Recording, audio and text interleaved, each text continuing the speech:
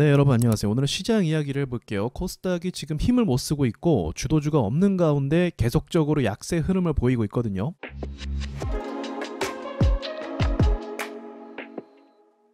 간단하게 빠르게 말씀을 드리면은 시장이 올라가기 위해서는 첫 번째로는 나스닥이 다시 한번 신고가 행진을 가져야 됩니다. 나스닥이 무너지는 상황에서 한국 시장이 오른다라는 걸 기대하긴 좀 어렵겠죠. 이게 첫 번째 조건이고, 두 번째는 금리가 진짜로 떨어져야 돼요. 금리가 떨어지게 되면 환율도 안정이 되게 되고, 환율이 안정이 되면 기업들의 매출도 안정화가 되게 됩니다. 그리고 그 불안했던 심리로 인해서 이탈했던 돈들이 다시 돌아오게 되거든요. 그래서 금리가 인하할 것이라는 그 기대감 있잖아요. 그 기대감이 더 커져야 되는데, 대외적으로는 또 어떤 이슈가 있냐면 미국의 바이든 대통령이 이번에 재선에 도전을 한단 말이죠. 그런데 미국 사람들은 주식 투자를 굉장히 많이 해요. 우리나라 사람들도 많이 하듯이 미국 주식이 오르는데 미국 사람들이 주식 투자를 안 할 리가 없잖아요. 굉장히 많이 한단 말이에요. 그래서 미국 주식의 흐름이 곧 민심이 됩니다. 그렇기 때문에 미국 주식이 잘 오르게 되면 대통령 재선에 성공한다라는 그 확률이 굉장히 높이 올라가게 돼요. 80% 이상이라고 했거든요. 근데 반대로 지금 이 저항대를 맞이하고 있는 상황에서 증시가 약세를 보이게 되면 재선에 실패할 가능성이 높아진다는 거죠. 그래서 정치권에서 바이든을 밀어주기 위해서 금리를 인하할 것이다, 뭐 그런 이야기가, 그런 견해가 굉장히 많이 돌고 있는 상황이에요. 그래서 금리 문제가 결론적으로는 좀 시간이 지나면 긍정적으로 해결이 되지 않을까 생각을 하고 있습니다.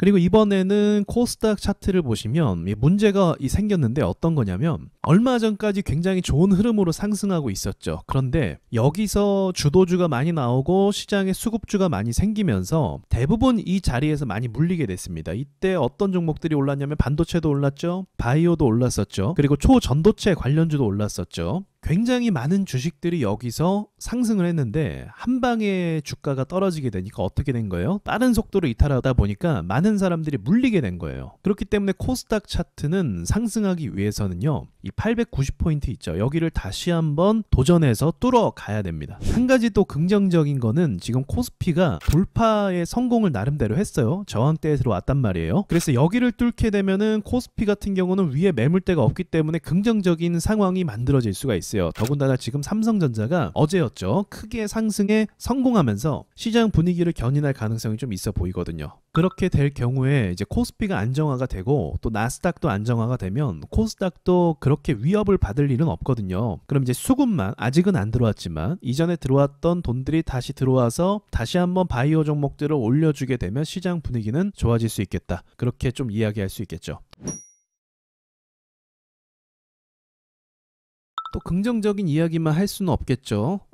시장의 분위기가 안 좋다 보니까 더 밑을 보는 사람들도 있어요. 금리를 오히려 인상할 것이다, 과연 물가가 잡힐 거냐, 이렇게 이야기하면서 더 비관적으로 이야기하는 분들도 있는 거죠. 경제라는 건 제가 봐도 예측하기가 힘들어요. 쉽지가 않아요. 그런데 우리가 또 이런 걸 알아야 돼요. 예상치 못한 어떤 악재가 발생할 수도 있잖아요. 악재가 발생하면 사람들은 이제 겁에 질려서 매도를 선택하게 됩니다. 그러니까 오히려 언론에서 어떠한 악재를 만들어내서, 최근에 전쟁 이슈가 있었잖아요. 그런 이슈가 있으면 사람들의 그 불안감이 증폭이 돼서 매도를 선택하는 경우가 꽤 많이 있거든요. 손실을 보고 있어도 별일이 없으면 매도를 안 하는데 그 뉴스에서 이상하게 뭐 안 좋은 것들을 이야기하면 그때 매도를 한단 말이에요. 그래서 그러한 일들이 일어날 수도 있고, 실제로 만약에요, 여러분, 금리를 올리게 되면 제가 봤을 때 디폴트 기업들이 꽤 많이 생길 것 같아요. 그러니까 부도가 나서 문 닫는 기업들이 많아질 거라는 말이죠. 금리가 지금 굉장히 높은 수준이거든요. 사실은 이거를 겨우겨우 버티고 있단 말이에요. 근데 겨우겨우 버티는 와중에 한 번 더 금리를 올린다?